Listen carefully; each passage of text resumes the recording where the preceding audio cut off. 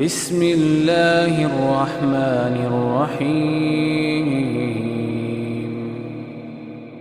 السلام علیکم ورحمۃ اللہ وبرکاتہ۔ الحمدللہ والصلاۃ والسلام علی رسول اللہ، اما بعد۔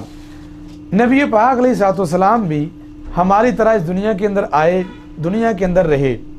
آپ علیہ الصلوۃ والسلام کو جب بھی کوئی پریشانی آ جاتی، جب بھی کوئی اہم معاملہ آ جاتا، تو ایک ایسی خوبصورت دعا ہے جو آپ علیہ الصلوۃ والسلام کثرت سے پڑھا کرتے تھے۔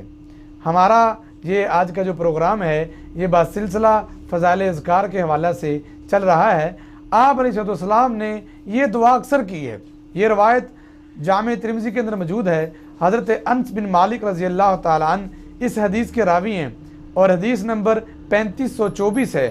آپ علیہ الصلوۃ والسلام پر جب بھی کوئی مرحلہ آتا، کوئی بھی پریشانی یا غم آتا، تو آپ وہ دعا جو کثرت سے کیا کرتے تھے، آپ پڑھا کرتے تھے، یا حی یا قیوم برحمتک استغیث۔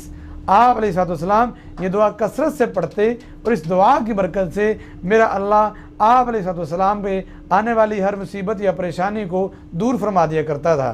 تو یہ خوبصورت دعا مسنون ذکر ہے۔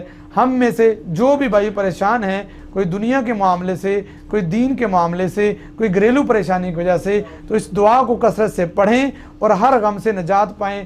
اللہ مجھے اور آپ کو یہ دعا کثرت سے پڑھنے کی توفیق عطا فرمائے۔ آمین ثم آمین۔